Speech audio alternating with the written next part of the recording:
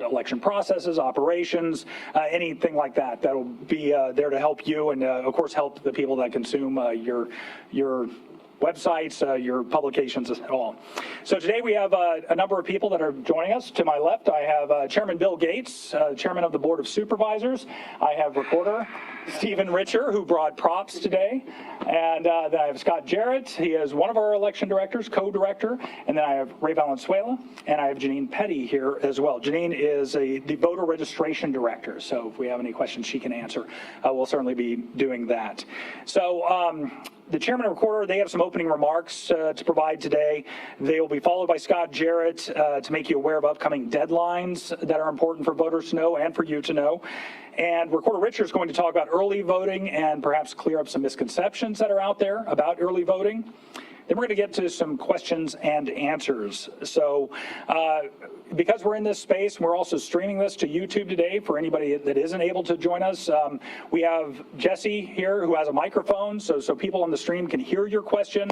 Whenever I call on you, please stand up, tell us who you are, what organization you're with, and then go ahead and ask your question, and we'll find the right person to answer that question. And so please let's also... I expect us to maintain some decorum here in this room, and hopefully, but Yvonne's here, so maybe not. I don't know. We'll see.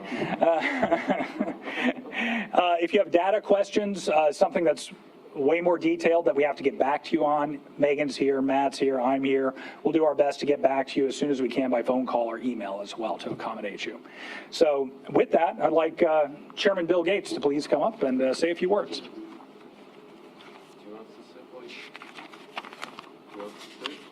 No, it won't be that long. Fields, thanks so much. I appreciate it. Good to see everyone. My name is Bill Gates, and I represent District 3 on the Board of Supervisors, and I'm the chairman of the Board of Supervisors. On behalf of the entire board, I want to thank everyone for being here today. We're really pleased to be starting these press conferences today, which will be running through and beyond Election Day. As the chairman of the board, my top priority has been to run great elections.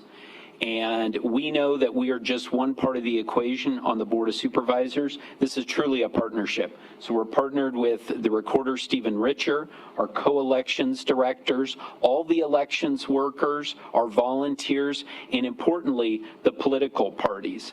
And I want to make very sure that people understand the reason that we've stood up this command structure is in the interest of further transparency. We want to get out ahead of the misinformation and the disinformation that might be spread out there. Instead, be here to answer your questions. Unfortunately, in 2020, we had a lot of people that listened to this misinformation, and they were actually outside of our elections center. Many of these people are good people. They're there for the right reasons, but unfortunately they had been misled. So we want to get ahead of that misinformation, provide you with all the facts, and again, I want to thank each and every one of you for being here today. All right. Thank you, Chairman Gates. And next we have reporter Stephen Richer. All right. Does this go up any higher? All right. Just that. I think I'm just going to say the same thing, probably for the third time, which is thank you. So thank you very much for being here. I'm Maricopa County Recorder Stephen Richer, and yeah, thanks for being here. Thanks for covering the 2020 election for the last 4 years. Appreciate that. Part of the reason why I'm confident about this election is because of all the work that you all have done and that we have done into telling the story of election workers, telling the story of election administration. I'm confident that Arizonans have far more information as to the nuts and bolts of elections than they did prior to the 2020 general election. In large, sorry about that. I'm clearly messing you up. All right, oh. In large part because of the work that y'all have done. For the past year and a half, I've tried to be the most transparent elected official possible. I think for that reason, I think almost everyone here has my personal cell phone. I put out quarterly reports. I post as many statistics as I can find. I describe processes on social media. I respond to people who message me on Twitter. I give tours, right, Cameron? I answer emails. I write very lengthy reports about election processes even when they're not solicited and sometimes when they're not even wanted. And I even let Hank Stevenson work a voting location. So these regular press briefings are a furtherance of that goal. I've watched them work for the governor, I've watched them work for the attorney general, I've watched them work for the county attorney and for others in Arizona. You and anyone else, whether everyday voters or members of the media, can continue to email us, text us, call us, message us as you did before. That's fine, but the team will continue to provide more information and more access to elections administration in Maricopa County than ever before. But Bill and I wanted to carve out time every so often to make sure we're in touch with you and to answer any questions that will be productive in helping voters ahead and during the election season. We also hope that in doing so, we might be able to more efficiently use staff time like Ray, Scott, and Janine's, because actually running this election is priority number one. So again, we appreciate you being here and we appreciate all the work that you do to inform Arizona voters. Thanks. All right. Thank you, Recorder Richard, for those words. And Scott Jarrett has some really pertinent information. We have a lot of deadlines coming up, including the voter registration deadline that's just around the corner. So we definitely want you guys and voters to be aware of these deadlines that are coming up very shortly, and they're part of state law. And this is what these guys are all about, complying with state law. So, Scott. Great. Thank you, Fields. So yeah, I'll be reviewing a few key dates and some key information that voters should be aware of so they can be successfully participating in the upcoming midterm elections. Also be providing some information that our community members may be interested in volunteering and coming to work at our upcoming midterm elections. So one of those key dates is the voter registration deadline, which is quickly approaching. So it's 1 week away. That is October 11th. And this does cause some questions for voters because this voter registration deadline can vary from state to state.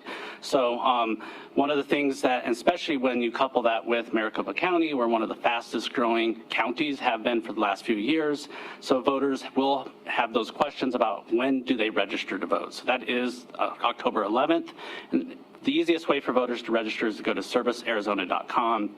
That's where a voter, if you're making an update to your license, where you update your address on your license. So the very next key date for voters to be aware of is actually the following day, October 12th.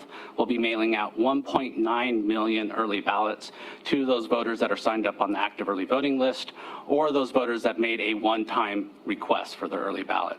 One thing that's important to note is all of these voters have requested to receive their early ballot by mail.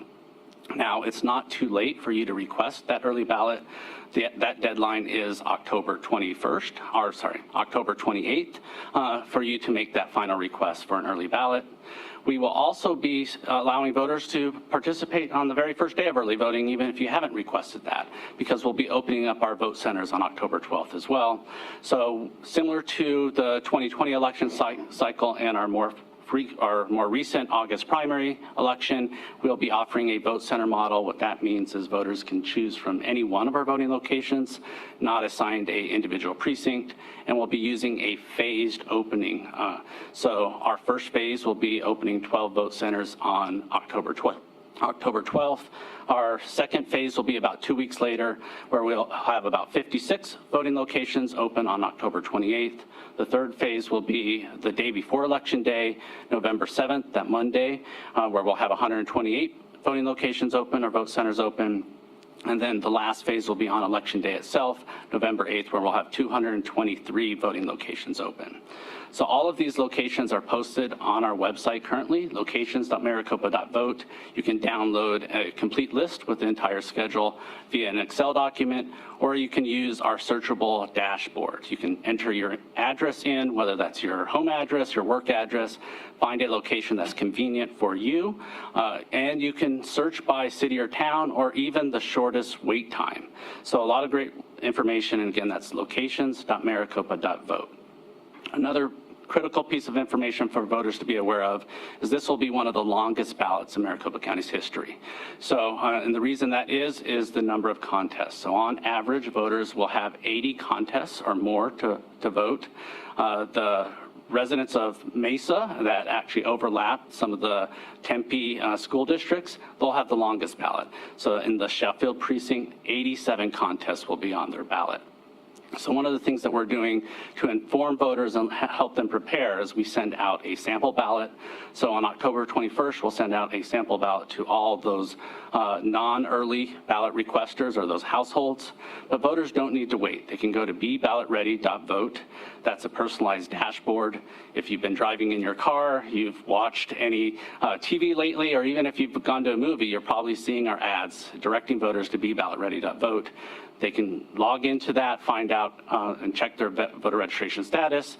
They can find their closest voting location. They can sign up to track their ballot, whether that's through email or whether that is through text messages, or they can actually download a sample ballot.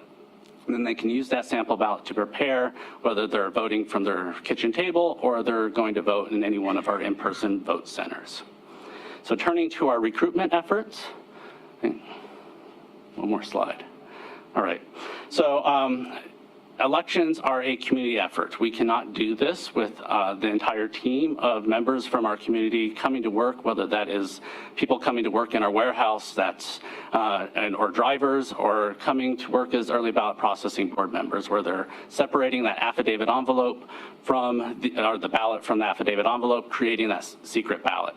So for this election, we'll be aiming to hire 3,000 temporary workers. Currently, we've hired just over 1,800, 1,851. We're 61% staff for this upcoming election. Most of the areas that we still have vacancies are in those voting locations that open on election day or in the warehouse that work election night. Those are some of our easier positions to recruit for, and they're also the longest time away. Now, turning to our closer are the positions that are starting sooner in the process. Our 27-day vote centers were over 99% staffed. Our 12-day vote centers that open on October 28th, we are 80% staffed. And here, or down the street at the election center, we are 70% staffed for all of our workers that will work from MCTEC, the Maricopa County Tabulation and Election Center. So, turning to security, one of the areas that we've received questions on is what are our plans to keep our voting locations secure? Also, how are we implementing security to keep integrity through the voting process? And when you think about security, there's many, many different layers of security, and there's not one solution. Those can be very technical. Those can be security measures related to prevention or deterrence or even detection. So one of those events, our security solutions, is coming up next week, and it's the logic and accuracy test. And there's lots of questions about exactly what is a logic and accuracy test. Ours is going to be scheduled on October 11th at 2 p.m., and this is really a series of tests. One performed by the county, an independent test that's performed by the Secretary of State, and it's all done under the oversight of the political parties. So after 2020, there was lots of questions about could vote switching occur. And this is one of those tests that goes through and verifies that we've actually accurately programmed the election, that vote switching can't occur. So this test occurs not only before the election, we'll have another test that occurs after the election, and that will be open to members of the public.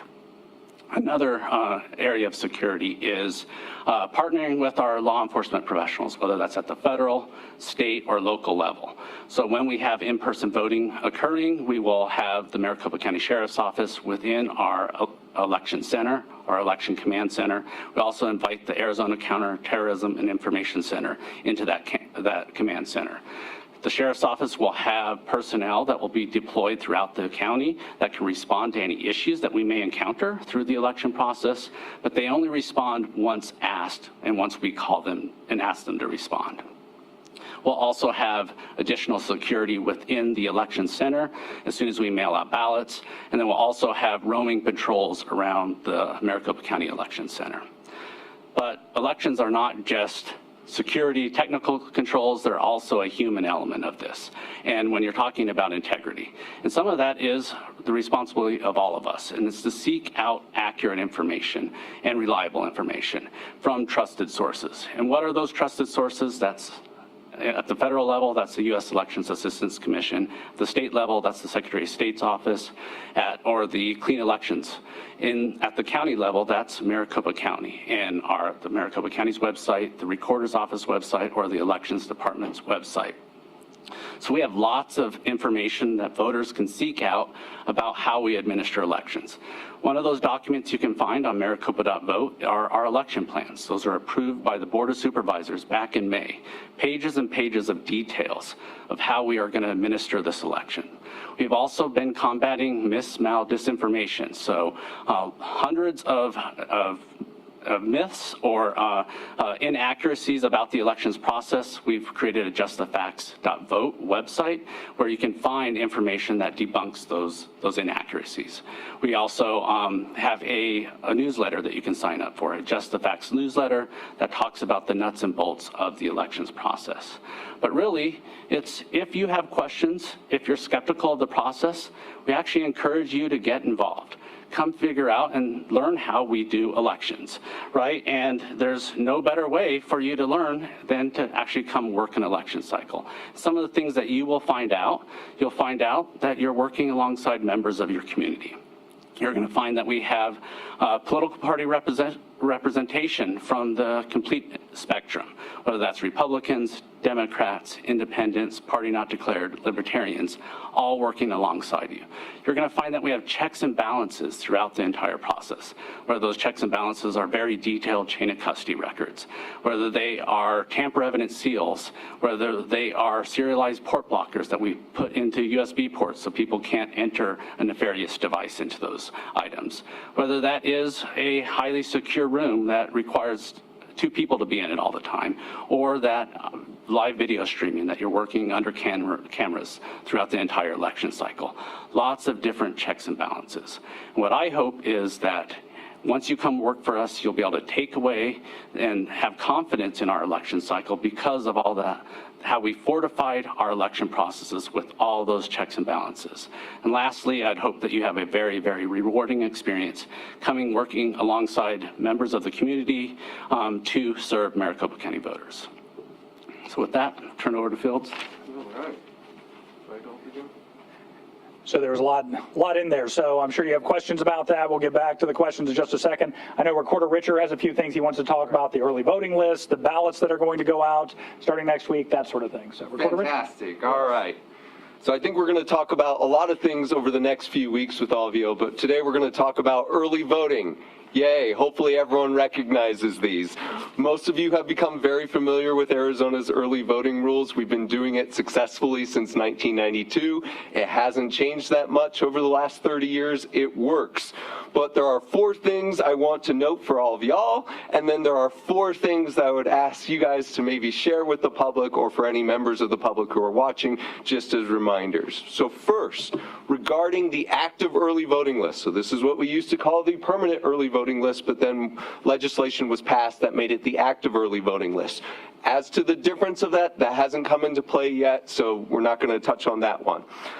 Ballots are mailed out, as Scott mentioned, on October 12th. If you removed yourself from ABLE after September 23rd, however, you will still receive a ballot by mail. And that's because that's when we send the list to the printer of the 1.9 million registered ABLE voters so that they can get ready for that October 12th mailing. That's allowed by ARS section 16544 subsection F. So something that we do. So if you remove yourself from ABLE on October 11th, you're still going to be getting a ballot by mail. Second, if you received a mail ballot but still want to vote in person, That's totally fine. You don't need to do anything special. As soon as you check into a voting location, any previous ballot packets issued to you will they'll become inactivated, they'll become dead. And that's because we don't accept loose ballots. So you can't just take your ballot and put it in a mail USPS box. You can't just take your ballot and show up to MCTEC and say, "Hi, Megan, come grab my ballot," or something like that. It has to come back in this green envelope. And the first thing that we do upon receiving this green envelope is we scan this barcode. This barcode is a unique barcode that links directly to your voter registration profile. If you have checked in person, then already a vote will have been logged to your voter profile. If you send this back and then we scan it in and you haven't voted before, then a vote will be logged to your profile, such that if you show up on election day or on any day for early voting and you try to check in, it'll ask you to cast a provisional ballot. So this is how we prevent against double voting. This is how we track your ballot. 3. If you have moved away for the summer, lucky you, but you must email or call us if you want your ballot sent to a different location. USPS does not automatically forward election mail. So even if you've said, send my Town and Country or ESPN magazine or Sports Illustrated, they still have Sports Illustrated magazines? I don't know. But so while all of that might get forwarded to your lovely rustic estate in North Dakota or wherever it is, your ballot by mail will not go automatically there. So you have to contact our office. You can go to request.maricopa.vote, or you can call us, or you can email us. So please, please, please do not assume that will all be automatically forwarded. 4th, if you request a second ballot packet, so you got your first one, then you tore the ballot, or you spilled coffee on it, or you did any of the many of hundreds of weird things that Ray has seen over the last years while working in elections, then you're welcome to request another mail ballot. That's okay, as long as you do it before that 10-day deadline that Scott mentioned. But when we send out a new packet, this yellow packet, please use the green return envelope in this packet, because again, that first packet, that first return envelope is deactivated, so we ask that you use the second packet in the second envelope. A few things for the general public. You can and you should track your ballot. So you can go to beballotready.vote, or you can text JOIN to 628-683. You can see when we mail your ballot out. You can see when we've received it. You can see when we've signature verified it. And you can see when we've sent it ahead to tabulation. A few 100,000 people successfully tracked their ballot during the August primary, so that's great, but we'd love to get it a few million people who are tracking their ballots in Arizona, but especially in Maricopa County.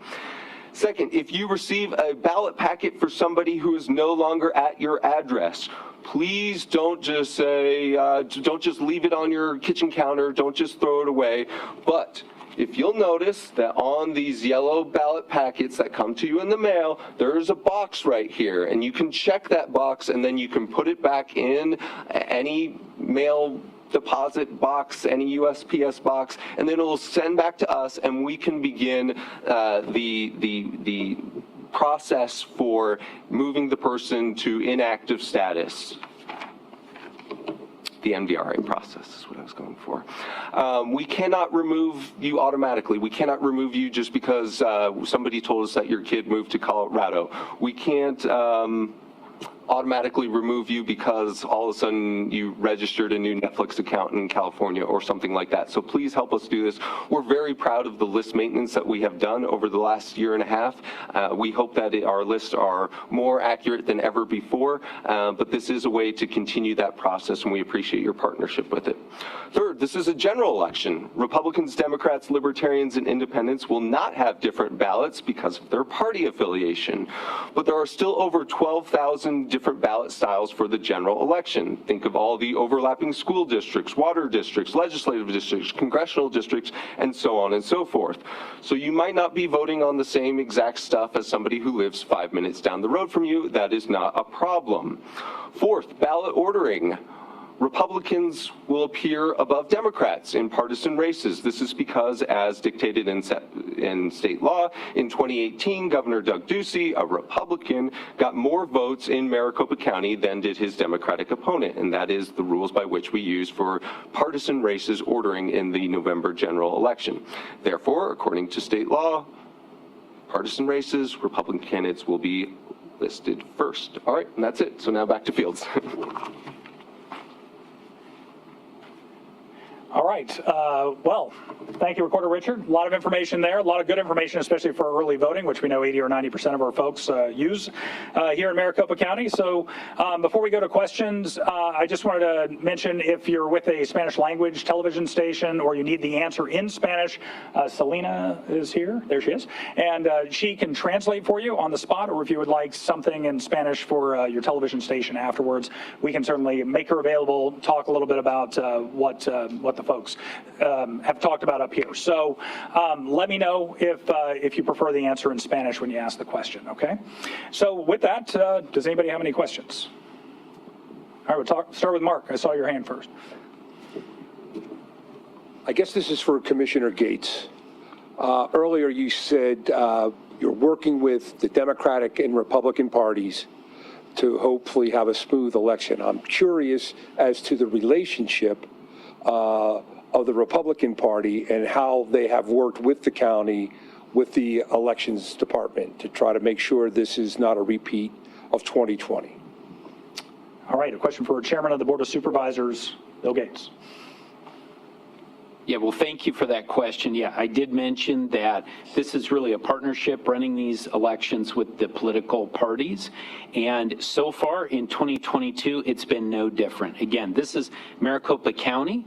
So we're dealing with the Maricopa County Republican Party, Maricopa County Democrat Party, Maricopa County Libertarian Party.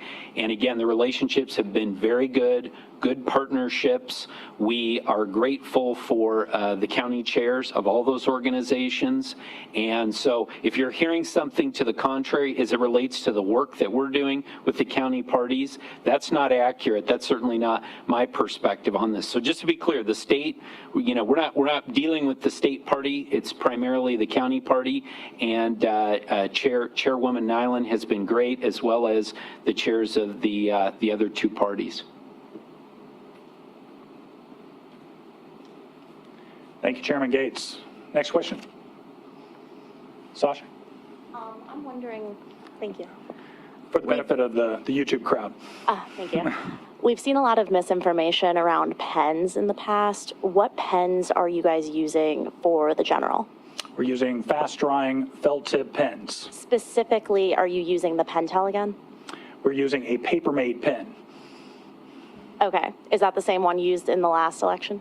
I don't believe In the so. primary? That is not the same one. It is not. Okay. We found the paper-mates worked a little bit better, and so we're going to switch to those. If you're filling your ballot out at your dining room table like I will, it doesn't matter what pen you use, but a fast-drying felt tip pen, okay?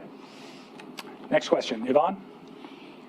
It appeared during the primary that the board, the county attorney's office was very aggressive in dealing with misinformation, specifically about those pens, with the cease and desist letter. Is that the same sort of approach that you intend on taking during the general election? So as it relates to the operations of elections, and if people are spreading information that could interfere with those operations. Does anybody want to take that? Mr. Chairman. Yeah. So it was, again, because of the experience that we've been through over the past few cycles, it's very important to us that we do get the truth out there. And especially when we're talking about this is the administration on election day, which is within the Board of Supervisors' responsibility. If people are giving bad information, and there was someone out on Twitter who was actually a candidate who was suggesting that people steal the pens and replace them with different pens, obviously, the county attorney dealt with that very swiftly, and we will continue to do that in the future. Again, we've got to make sure that people understand the truth, the facts. That's our role here. And if people have questions and if the media has questions, we're happy to answer those. So I think you'll continue to see this. I think the county sort of found its voice with the whole Cyber Ninja debacle, and we hope that we've been a good source of information to the people of Maricopa County, and we're going to continue doing that.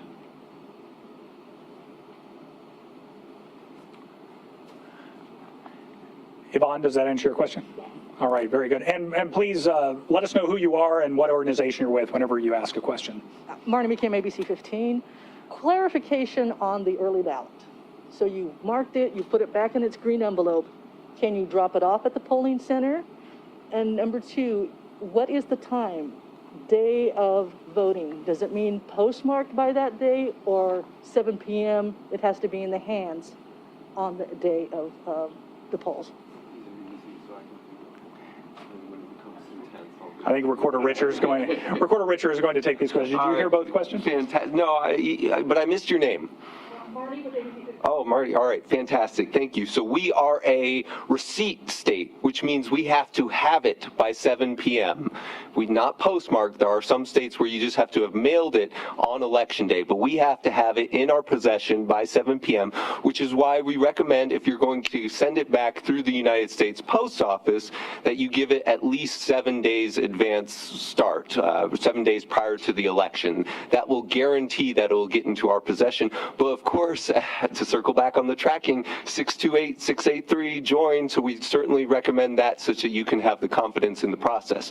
Now, if you receive an early ballot, you can fill it out, you can put it in that green envelope, you can sign that green envelope, you can seal that green envelope, and then you can either drop it off through the USPS, you can take it to any one of our voting locations. There will be 223 eventually, as Scott mentioned, or you can drop it off at one of our 2 drop boxes, either at MCTEC or at Mesa Juvenile Courts, which are picked up directly by bipartisan election teams. And, you know, places where you drop off your ballot work effectively the same as the United States Post Office, except for they're picked up directly by a bipartisan team, and you can drop that off at 6:59 p.m. on election night at a voting location or at a drop box, unlike the USPS. Do not drop it off at 6:59 on election night. Good, good. And then to the other question, yeah, Nancy and Brandon and Mickey have all been awesome partners. Those are the 3 political parties. I think that we've had more communication with the political parties than ever before. I think that the political parties have been more active. Obviously, I only have 2 years of history on this, but from what I understand and what I hear, they've been more active in providing workers, more active on providing feedback. I can tell you we have observers everywhere, 27 days out, at every single voting location, in the signature verification rooms, in the ballot processing rooms, always in the tabulation rooms, and they play a part in the tabulation process, so we have to have those observers there.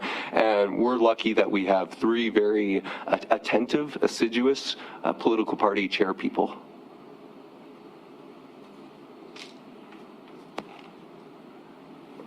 Let's start right here, Jesse, right next. Yeah, let's start in the back, and well, either way. Sorry. Please let us know who you are. Okay, my name's Kira Riley. I'm with the Arizona Capital Times. Okay. I was just curious, there's this emphasis on information, combating misinformation, being very transparent with the public. What does that look like internally in terms of like bulking up communications personnel and like running these campaigns? Yeah, just from the other side, like what does that look like? Sure. Well, I guess I'll take that one as the communications director, and if the chairman would like to add anything to it after that. Each organization, the recorder's office, the elections department, and then of course my office here on the 10th floor, we have strong communications teams. We do a lot of communication with the public, media relations, including internal communications with 13,000 employees at Maricopa County. So for this, though, this is an incident much like the pandemic was an incident. So we decided to stand up what is essentially a joint information center using the same model we used during the COVID-19 pandemic. It was very effective. We were able to communicate better. So it's really not about adding people. It's about shifting people that were already working here at the county and then also making them more cohesive by using the same tracking. So we know, okay, Kira asked a question about XYZ. Is that a board question? Is that a recorder question? Is it an elections department operations question? And we can field those questions more quickly. We can know what people are asking, and we can make sure we're getting you the right information more quickly. And how does that translate? If you're asking a lot of questions, how does that translate to what we're communicating in a press conference or communicating to the general public? Because you guys don't see this, but the recorder's office was telling me, so we use the STAR call center. We have a call center. The primary election alone, they had well over 3,000 calls, maybe more than that, Eileen. She was sharing with me. So they're answering every email, every phone call. All the data is coming, so we want to make sure we're on the same page. Does that answer your question? Okay, very good. Anything to add?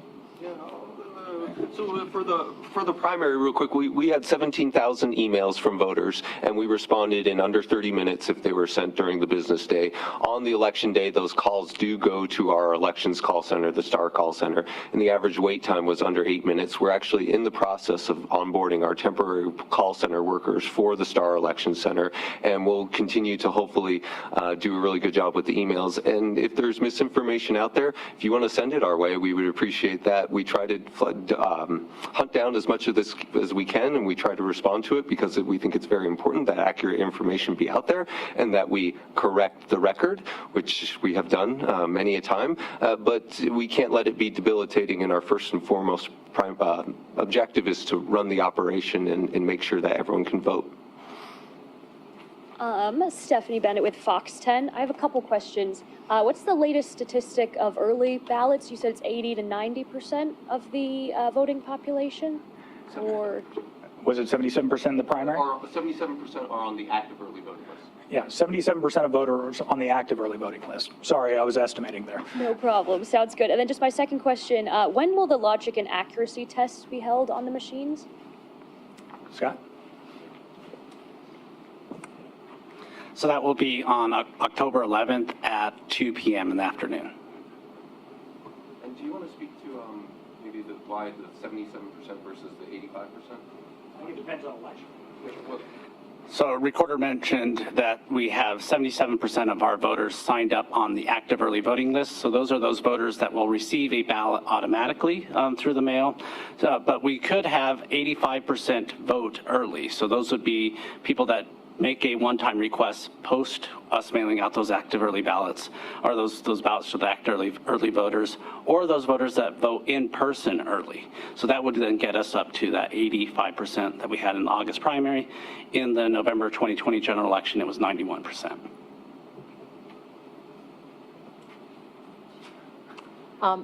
Mary Jo Pitzel with the Arizona Republic. I had a question. Scott, you mentioned that the voting machines have been programmed to prevent any vote switching. Can you detail that a bit? And given the skepticism that continues about the machines, does your answer suggest that they can be programmed to switch votes? So during the logic and accuracy test, we're testing to make sure that we've programmed the equipment accurately. So that includes all those 12,000 ballots that the recorder mentioned.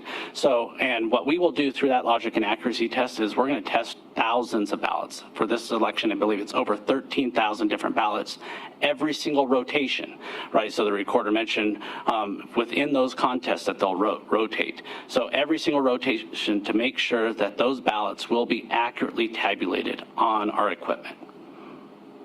But you said that they've been programmed to prevent vote switching. Does that suggest that they could be programmed in another manner? So our goal is to program our equipment to tabulate that ballot exactly as we intend to, which is accurately, and that's what the purpose of that test is, and that's the purpose of the independent test from the Secretary of State's office as well. And again, that's all done under the oversight of the political parties, so the county chairs will be present when we're performing that, and they'll also have additional observers in the room.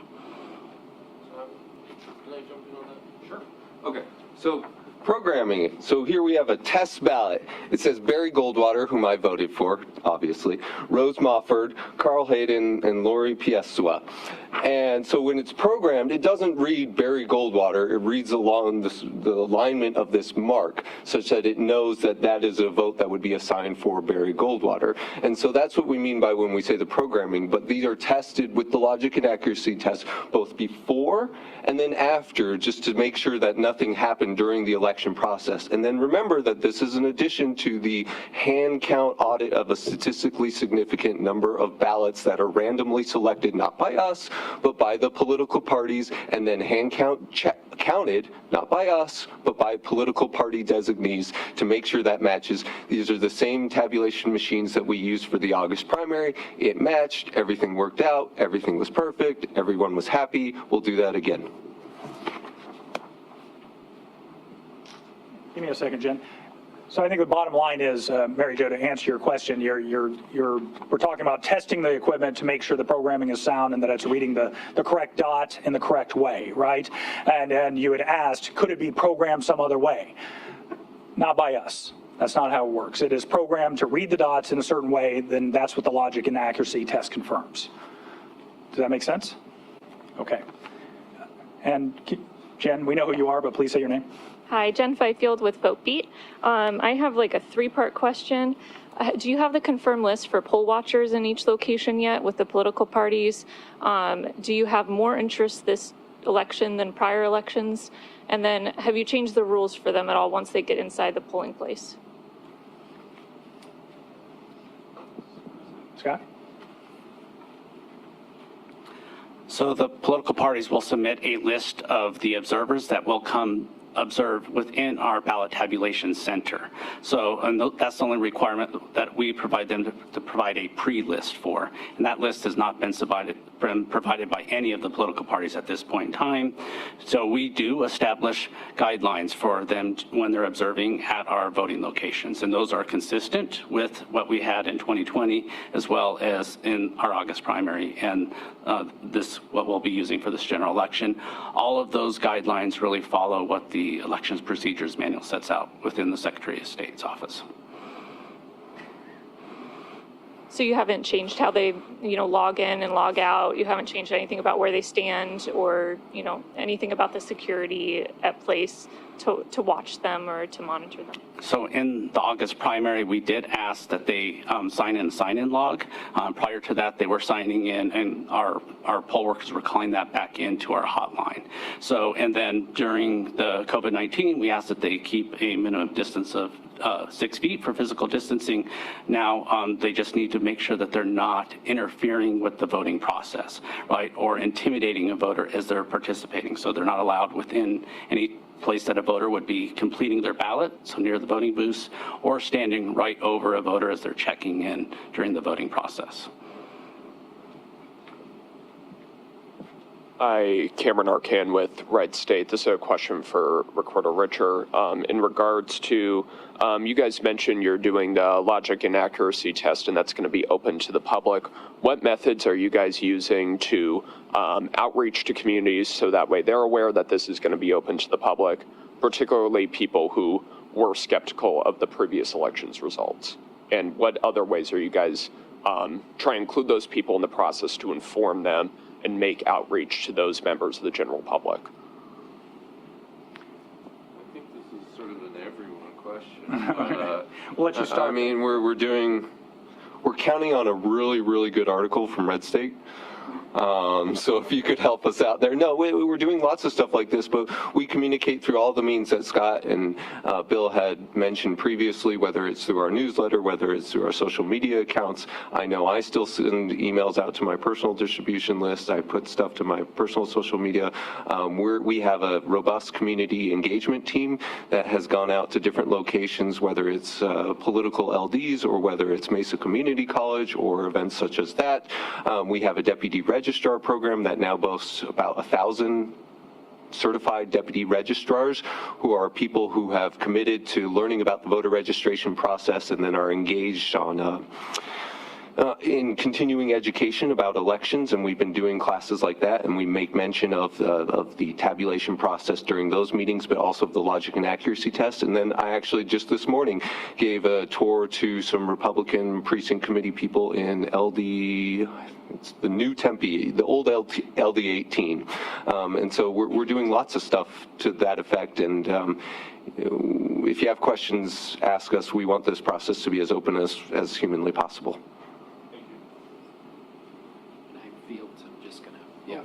And I would echo everything that Stephen has said. In addition, as I mentioned at the beginning of this, I made it my commitment at the beginning of my term as chair that this will be the most transparent election in the history of Maricopa County, and that's what it is, and it will be. Again, the fact that we're doing this here, we've never done press conferences like this weeks in advance of Election Day. And then finally, remember, in addition to all those other things that the recorder mentioned, we have a live stream 24/7. So people are stuck at home, they can still watch the logic and accuracy test on the live stream.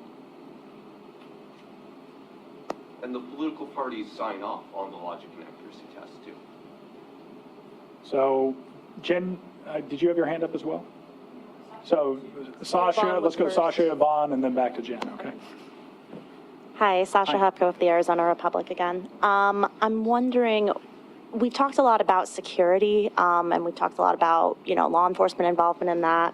I'm wondering what happens with threats that don't rise to the level of being reported to law enforcement. Are people just given like a stern warning? How do you guys handle those threats? Well, threats in what way? A phone call, an email, how is it delivered? I mean, I think potentially all of the above. Is there a difference, I guess? I think it depends on where that email lands, let's say, or that phone call lands. Scott, did you want to talk a little bit more about security and the involvement of law enforcement? So one of the aspects of security is even handling it within, so you mentioned threats that don't rise to the need for us to involve law enforcement. So we actually, in 2021, introduced premium poll worker training. Through that premium poll worker training, that was a lot of de-escalation training, situational based training, so we can prepare our poll workers to be able to walk through conflict that might happen in our voting location. Also to be able to provide that optimal customer service. So if it is just a concern, right? In Arizona, we're one of the few states that voters actually have to show an ID. So I mentioned we're a very fast growing state. So we have a lot of voters that will be for the first time voting in Arizona. So having our poll workers be able to go through and walk through the why. Why are we asking for an ID? And then being able to alleviate those voters' concerns. So that's where a lot of those types of issues will occur. But anything else that is what we view as a true threat, we do forward to our law enforcement partners, whether that's through the ACTIC or the FBI or the Department of Homeland Security. And can you just talk a little bit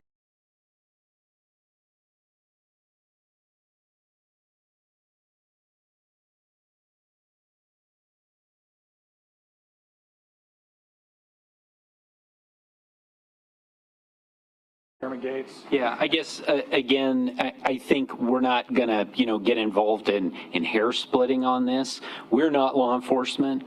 We are on the front lines, and we're very sensitive to that fact. We appreciate that. Our folks in the elections department, we want to keep them safe. They have, as Scott mentioned, worked on de-escalation techniques. But if we get to a point where law enforcement needs to get involved, we turn it over to them. They make those decisions. Obviously, they work with the county attorney if necessary. So that's a great thing. We've got a big team here at Maricopa County. We all know our silos, and our job at the board perspective is to make sure that everyone feels that it's a safe experience, that they're encouraged, and we're very sensitive to that too. We want to make sure that there is protection available, but at the same time, we're not going to militarize this process. That's very important. We want to make sure that all people in our community feel comfortable, and if they want to vote on Election Day, they're going to vote on Election Day. And we fought hard to defend that on the Board of Supervisors. Not everyone feels that way. Some people want to go to all mail-in voting. We felt very strongly that it's important for those 15–20% of folks who want to vote on Election Day. We're going to fight for their right to do that. But for people who love to vote at home, we want to do that too. And we would argue that here at Maricopa County, we have one of the strongest hybrid voting programs in the country. Quick question for Fields. Did you deny anyone a press pass, and if so, why and who? I don't have those forms in front of us, but yes, we have denied 3 people press passes. And I can share that with you a little bit later if you want to submit a public records request. Do you have any other questions? Yvonne? You have talked you've touched a bit about the relationship between the county and the county Republicans. How is the relationship with the Republican National Committee, which has complained about the process and so-called discrepancies used in using GOP poll workers compared to Democrats? Where does that issue stand ahead of November? We're talking about the letter that came from the counsel for the Republican National Committee. So the question is about a couple of letters that we have received from the Republican National Committee lawyers. First one was from Eric Spencer, and then the most recent from Corey Langhofer, who's apparently now representing the Republican National Committee. And the allegation is that we have not done a good enough job as a county as employing Republicans as elections workers. We feel that we've done an excellent job of this. There is not a requirement that there's exact parity, but we, as we've explained many times during this press conference today, it takes all the political parties to run a successful election, and we've definitely had that focus. And I would say compared to previous elections, we've had probably better cooperation, as has been mentioned earlier, from the Republican Party even than in the past. But I'll allow my colleagues here if they want to get into more specifics about that. But again, the status to respond is we have just received another letter, like I said, from Corey Langhofer, and we're in the process of reviewing that and providing additional information. But we have addressed in detail the allegations made in Eric Spencer's letter. Do you expect litigation over this? I hope we don't have litigation. I think it will be unsuccessful if the RNC decides to pursue this. But again, they have that right to do that, and we have very strong evidence that supports what we've done and has been mentioned during this press conference. Again, we've redoubled our efforts, and I think I saw Recorder Richard maybe even sent a tweet out this morning asking, we need all volunteers, elections workers to join us, Republicans, Democrats, Libertarians, and that continues to be the message from Maricopa County. You have any more to add, Recorder Richard? Yeah, the 4 Republicans on the County Board of Supervisors. I'm a Republican. We welcome Republican involvement in the process. I think we've had more Republicans participate as temporary workers than ever before in county elections history. We want to keep getting the right people to fit the right spots. That's the most important thing, as long as it's within the parameters of the law. Everyone gets the same rubric. Everyone has to abide by the same job qualifications. We equally apply those. Nobody could say anything to the contrary. We're excited about the team that we put together. A lot of these people worked the August primary, and then we're growing that team. And so I think it's going to be great, and it's been a fair process. And regarding the county party, we have constant communication. We should probably have like an IM open or something like that, just because it is just every day information flows back and forth with the county political parties, and so they know everything that's going on. Okay, so we'll make this the last question because we're almost at the end of the hour here. Taylor Tassler, KTAR News. Today, the DOJ held a briefing about the Election Threats Task Force briefing with election officials, including Arizona. Were any of you in that meeting? And if so, what was discussed? Were you aware of this? This morning? Mm-hmm. Yeah. I already told you what I was doing this morning. Sorry, I can't help you there, Taylor. But if we find out more, we'll certainly let you know. So thank you very much. Again, if anybody is from a Spanish language television station, you need to have an interview in Spanish or anything like that. Selena's here to help us with that, and we're happy to accommodate you. But thank you very much for being here for this press conference today. We want to keep you updated on a regular basis, so look for the next advisory for a press conference, and we'll see you next time. Thank you.